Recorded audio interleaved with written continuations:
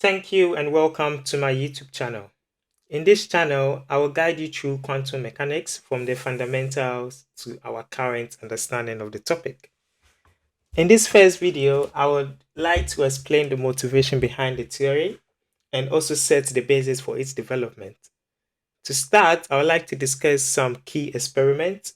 So that is the ultraviolet catastrophe, the photoelectric effect, the double-slit experiment, and Malus Law.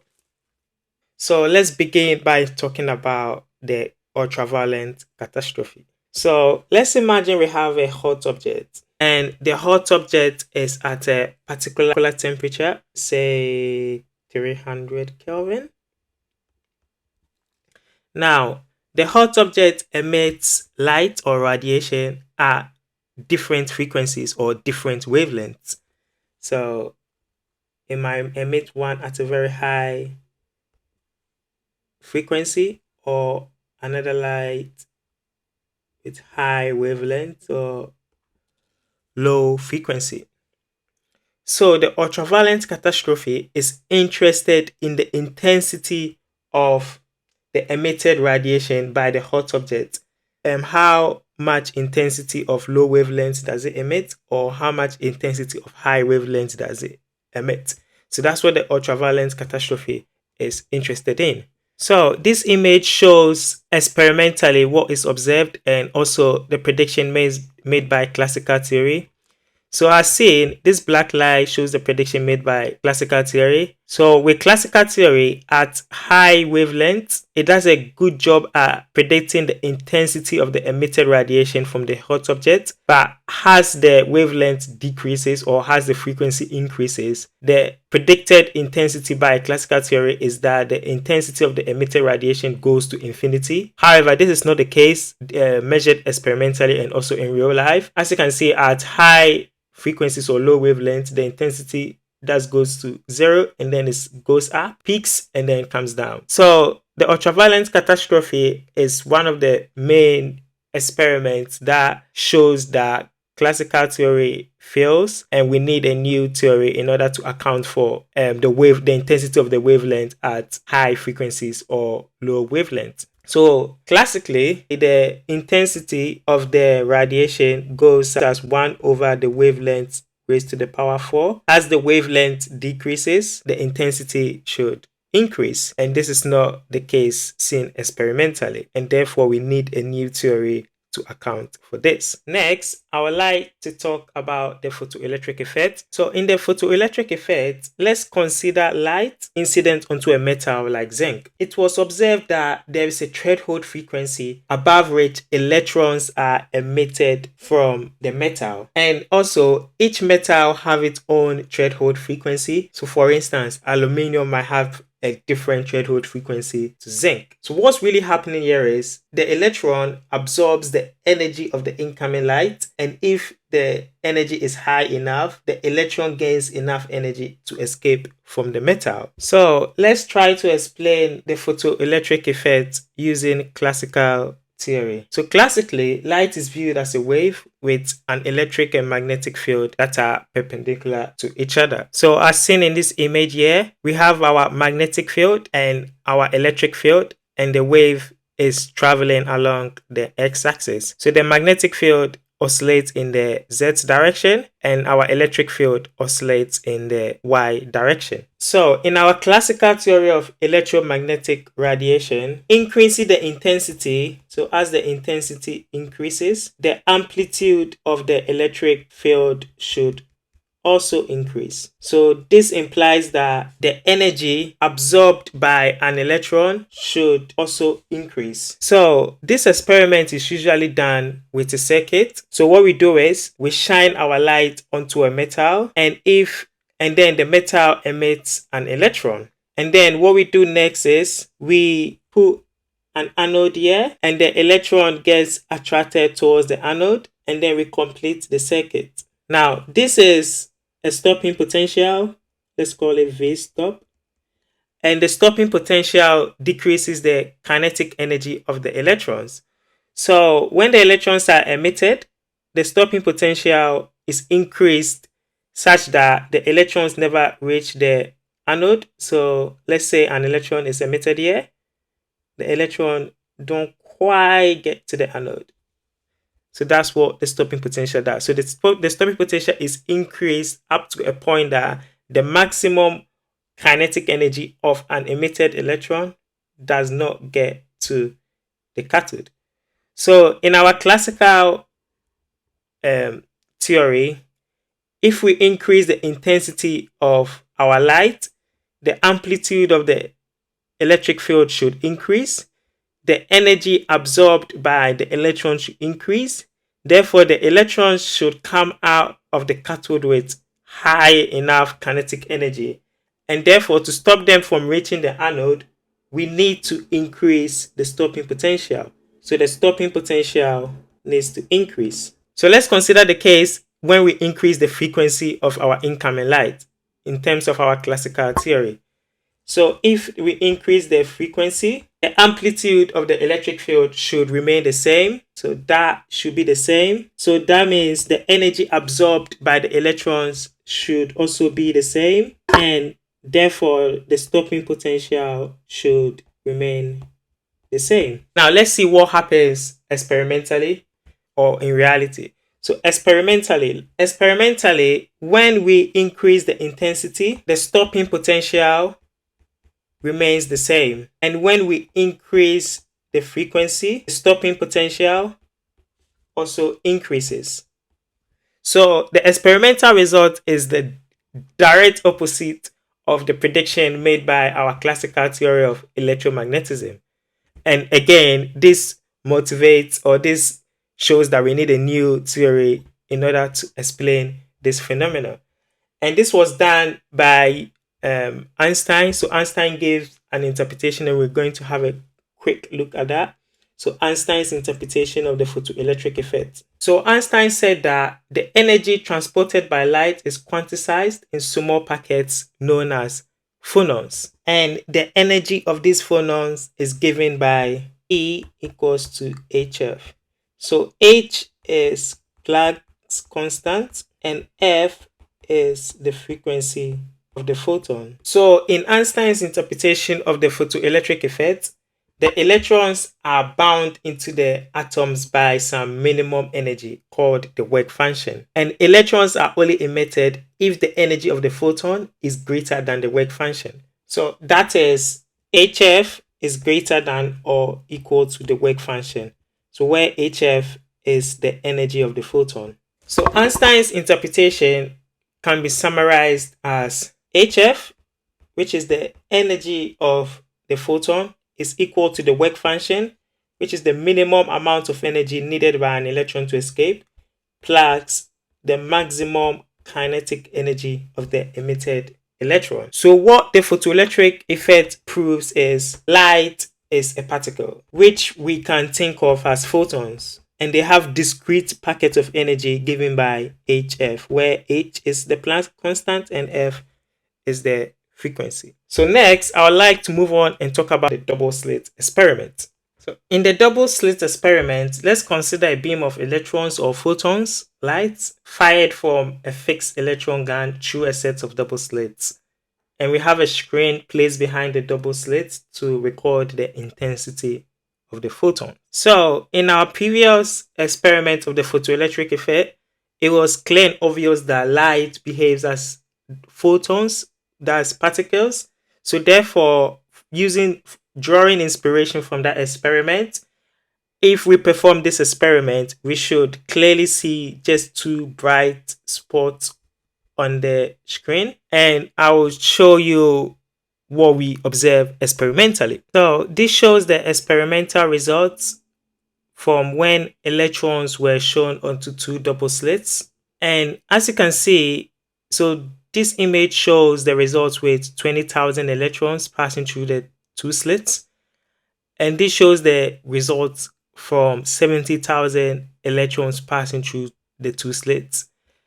As you can see, we have an interference pattern, and interference results from two waves interfering with each other. So this illustrates that electrons and photons are behaving as a wave in this situation when they are shown into these two slits.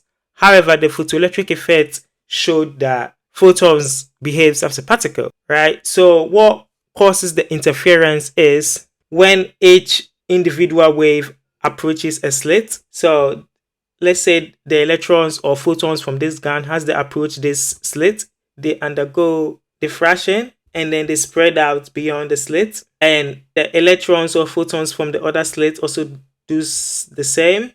They undergo diffraction. And then the two waves interfere constructively and destructively. So at each point, the amplitudes of the two waves add, and then this gives a final resulting amplitude. And that's what produces the interference pattern. So the result from this experiment shows the wave behavior of particles, and the results from the photoelectric effect showed the particle behavior of particles or photons and electrons. So this led to the wave particle duality of particles. That is, sometimes the particle behave as photons and sometimes they behave as a wave, depending on the circumstances, it seems. Again, this motivates the need for a new theory to describe this duality, because classical theory cannot describe this. With classical theory, either electrons have to be a wave or they have to be a particle. They can't be both. So to link these two properties of light or photons, we have the de Broglie wavelength. So that is given by the de Broglie wavelength relation. So that is given by the wavelength is equal to the Planck constant divided by momentum. So this is the wavelength. This is Planck's constant, and this is the momentum. So the momentum kind of signifies or links the particle nature of photons or particles, and then the wavelength is for the wave nature of particles or photons, and they are related by this equation. So this is one of the first equation in quantum physics. So next, I would like to talk about Malus Law and see how that can help us gain some properties of our new theory. So in Malus Law, let's consider an analyzer that only allow light polarized along the z-axis to pass through it. So when light is polarized along a particular axis or a particular direction, what this means is the electric field oscillates within that direction. So now let's consider an incoming light polarized along the z-axis that passes through the polarizer. So in this diagram, we have an incoming light traveling along the z-axis, and the light passes through our analyzer here. And as you can see, because the light is polarized along the z-axis, the light passes through the analyzer. So next, let's consider light polarized along the y-axis passing through the same analyzer. So in this situation, we have our incoming light that's polarized along the y-axis. That's the electric field oscillates in the y direction, in the y plane, and it passes through our analyzer that only allows light polarized along the z-axis to pass through it. In this case, the light doesn't pass through our polarizer, it gets absorbed, and when we measure the intensity of the light afterwards, we don't get any intensity. Also, I would like to point that measured intensity, say I, is directly proportional to the amplitude of the electric field squared. So we normally don't measure the magnitude of the electric field. What we measure is the intensity. So now let's consider the situation whereby we have our z-axis, say along this direction. We have our y-axis, say along this direction. So that's z. So that is z and that is y. And then our incoming light is polarized at an angle theta to the z-axis. So what is the intensity that we measure in this scenario? Because the incoming light is not directly traveling along the z-axis, and it's also not directly traveling along the y-axis. It's traveling at an angle to z. So what intensity do we measure after it passes through such an analyzer? So as shown in this diagram here, we have our incoming light polarized at an angle theta to the z-axis, passing through an analyzer that only allows light that is polarized along the z-axis to pass through it. And this is the light that comes out of the analyzer, the intensity of the light that comes out of the laser. As you can see, the amplitude of the incoming light wave has been reduced, and depending on the value of theta, if theta is greater, the amplitude gets smaller. And this relation is given by Malus law, which states that the measured intensity is equal to the incoming intensity multiplied by cos squared theta, where theta is the relative angle between the z-axis and the direction of the incoming light, and IO is the initial intensity of the incoming light, and I is the measured intensity. So this result seems to make sense if we consider a large number of photons incident onto the analyzer. In this case, the measured intensity will be directly proportional to n cos squared theta, where n is the number of photons. So this is for a large number of particles. You can interpret it this way, but when we consider individual photons approaching the analyzer, this result seems to suggest that some of the time the photons will pass through the analyzer and some of the times it will not. So it seems that there's a probability associated with each individual photon, whether it's going to pass through the analyzer or not. And again, classical theory cannot give an explanation to this, and this even motivates the need for a new theory, because if the photoelectric effect proves that light is a photon, a packet of energy given by HF, and in this experiment, if we are considering individual photon polarized at an angle theta to the analyzer, and the result is given by this equation, and therefore for our individual photon there is a probability that either it gets absorbed by the analyzer or it doesn't get absorbed by the analyzer. So this motivates the need for a new theory, and in the final part of this video I would like to put all these experiments that we've done together to get clues as to what our new theory should include. Okay, so the first thing I would say about this new theory is this new theory needs to be linear. This is because when we consider the interference pattern in the double slit experiment, the measured amplitude is given as a result of the amplitudes of the two waves combining, adding together. So the resulting amplitude is given by the amplitude of the first wave plus the amplitude of the second wave at each point on the screen. So this gives the sense of linearity that we need to consider for our new theory. So the second point that I'll note about this new theory is this new theory seems to choose particular states. So in terms of the analyzer, these states are along either the z-axis or the y-axis. So as we saw in the experiment, our incoming photon either gets absorbed or doesn't get absorbed. So in this particular state, the chosen states are along the z-axis or along the y-axis. So along the z-axis is when it passes through the analyzer, and along the y-axis is when the photon gets absorbed by the analyzer. So it seems like these are the two states of interest in the system of our analyzer, and this we can generalize this for our new theory that it seems to choose this particular state. So our incoming photon can be assumed to be a linear combination of these two states with probabilities associated with each of these states. And this leads to the next thing that we need to consider in our new theory, that we need to consider probability for our new theory. So we can consider our incoming photon as being composed of these two states, along the z-axis and along the y-axis. And let's say P1 is the probability associated with the z-axis, and P2 is the probability associated with the y-axis. So we need to consider probability for our new theory. And when we measure, or when the particle passes through the